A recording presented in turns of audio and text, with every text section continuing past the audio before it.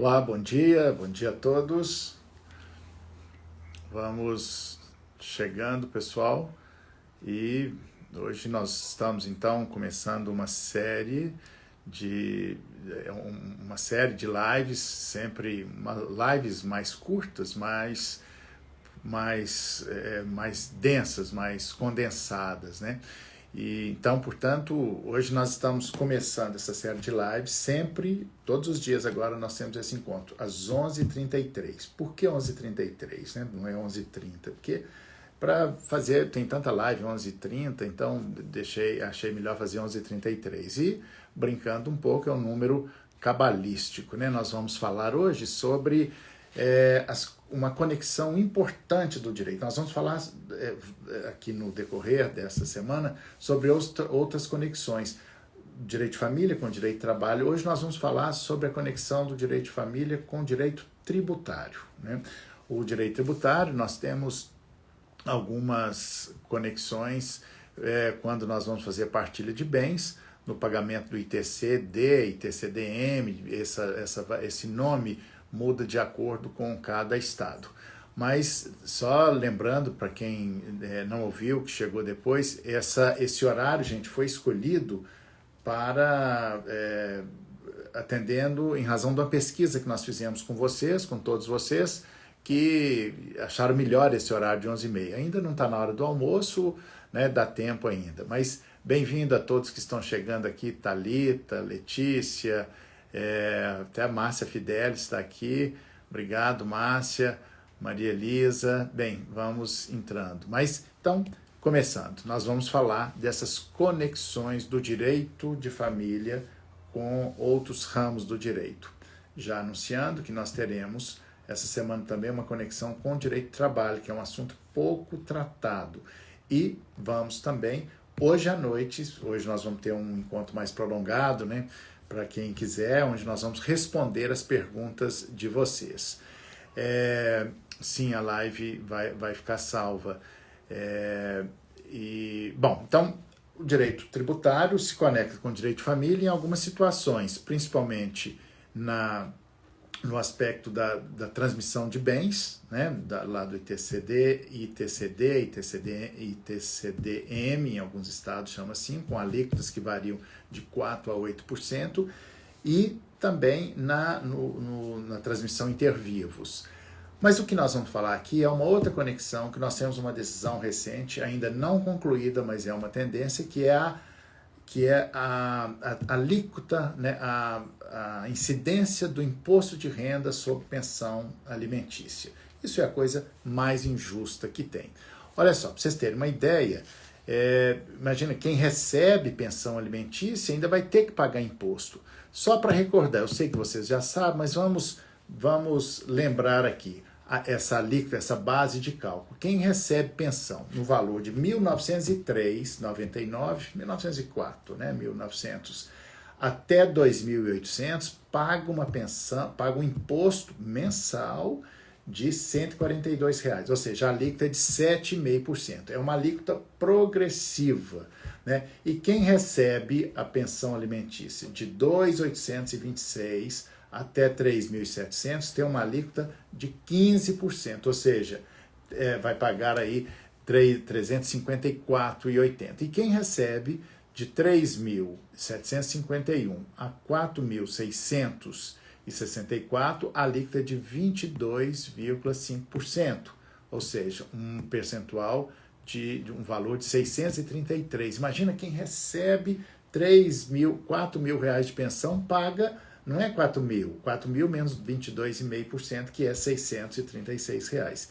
E, finalmente, a taxa mais alíquota, a taxa mais alta, a alíquota mais alta é de 27,5%, quem recebe acima de 4.664. Imagina, então quem recebe 5 mil reais de pensão alimentícia, não é 5 mil, é 5 mil menos 27,5%, quer dizer, quase 30%. Então, isso cai para quase 3.500. Olha que coisa mais absurda, ilógica e injusta, né?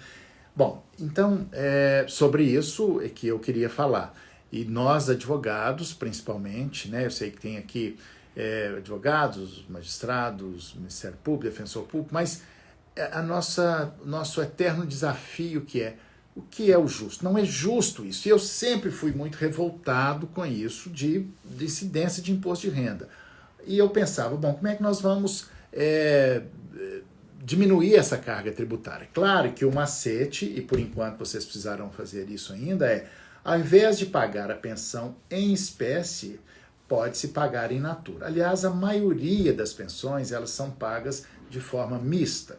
Uma parte em espécie, uma parte in natura. Não dá, na maioria dos casos, para pagar de forma in natura, porque senão o ex-marido vai ficar controlando a geladeira da casa da ex-mulher. Então, o ideal, como é a maioria dos casos, vocês sabem disso, é misturar, pagar algumas despesas diretas, por exemplo, educação, saúde, né? Porque aí você diminui a alíquota desse imposto de renda, que é um absurdo. Bom, é isso que nós vínhamos fazendo até agora. Mas mesmo assim eu não me conformava. E uma vez, conversando com o Rolf Madaleno e com as pessoas do IBDFAN, nós falamos, mas isso está errado, porque no nosso encontro do justo e do legal, no nosso dia a dia, quando nós vemos uma coisa que está na lei, mas não é justo, né, que é o justo nem sempre coincide com o legal, nós podemos, às vezes, criar teses. Podemos criar teses para poder fazer invocar outras fontes do direito que possam se sobrepor à regra, que possam se sobrepor à lei. E nesse caso, eu mesmo já inventei várias teses, né? Vocês também podem inventar várias teses com a invocação de uma principiologia. Há outras fontes do direito que nos ajudam muito, não só os princípios, né? As fontes mais comuns e mais invocadas para poder ir atrás do justo e para defender uma tese que a gente usa doutrina e jurisprudência, né? Mas tem outras, os princípios são muito importantes. E tem uma outra fonte também muito pouco explorada, que é o direito comparado. Por exemplo, quando nós falamos de pensão alimentícia compensatória ou pensão compensatória, não tem uma lei, né? Nós fizemos isso, eu tive talvez o primeiro caso de pensão compensatória no Brasil, que foi em 2004, foi a partir da invocação de um direito comparado e de uma principiologia, dignidade humana, solidariedade, princípio da solidariedade, etc. Então, isso, gente, esse encontro, e às vezes é um desencontro, como fazer,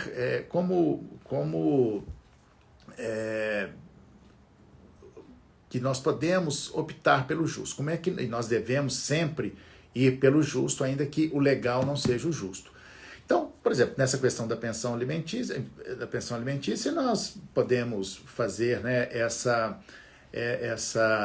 esse pagamento em espécie, que aí acaba fazendo também uma diminuição dessa carga tributária. E uma outra coisa muito importante, que isso para os acordos de pensão alimentícia, divórcio, dissolução de união estável, que pouca gente lembra, é que dessa regra que a obrigação de alimentar os filhos é de ambas as partes na proporção dos seus ganhos. Então, o pai paga a pensão, a mãe paga a pensão. Normalmente não se estabelece que a mãe paga a pensão, ambos sustentam o filho. E só aparece no texto, olha, a pensão obrigatória, o pai pagará 30%, 20% ou X salários mínimos de pensão alimentícia. Mas esquece de colocar que a mãe também vai dar uma contribuição. Por que é importante colocar que ambos estão contribuindo nesse texto? É porque eles terão desconto na pensão, no pagamento, terão dedução no imposto de renda. Olha, então nós vamos começar a fazer, ao invés de pagar imposto de renda, nós vamos deduzir, vão ter esse ganho, essa dedução no imposto de renda. Bom, isso é o que nós fazíamos e fazemos ainda, e vamos fazer apenas por mais alguns meses, porque tem uma ótima notícia, que vocês já sabem, mas eu vou repetir, que nós conseguimos, quando eu falo nós, o Instituto Brasileiro de Direito de Família, o IBDFAN, há 5 anos atrás, eu numa conversa com o Rolf Madaleno e outras pessoas do IBDFAN, falando, mas isso não está certo, e várias teses a gente pode colocar, nós podemos invocar outras fontes do direito, mas nessa não tinha jeito, porque no direito tributário não há como inventar uma tese. Ali assim como a ordem da vocação hereditária, é muito difícil de você mudar aquilo, a não ser quando você fala sobre fraternidade, você muda a ordem, quando você declara, consegue o reconhecimento de uma irmandade, né? Você pode até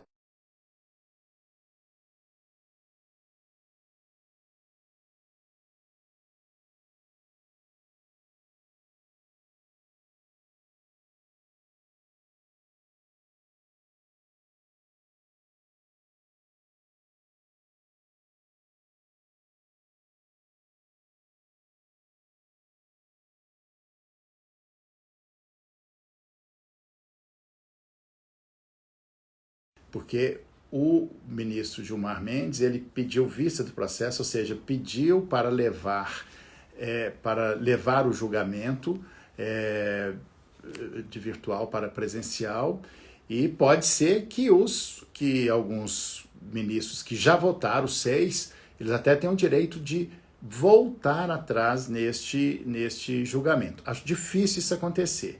E ainda tem 5 votos, e é muito difícil que algum desses, ou que todos esses, vote contrariamente a essa nossa tese da inconstitucionalidade da pensão alimentícia, de tributo do imposto de renda nas pensões alimentícias. Então, seria uma coisa quase que, não diria impossível, mas dificílimo de acontecer, ou seja, ter um revertério nesse julgamento. Portanto, a tendência desse julgado, e vocês podem acompanhar pelo IBDFAN, e eu estarei sempre dando notícia aqui, e já ficamos muito felizes, é que a partir daqui a pouco tempo, então, nós não teremos mais a incidência do imposto de renda sobre as pensões alimentícias. Isso é um ganho para principalmente as crianças, para os filhos, né, que recebem pensão, que é a maioria.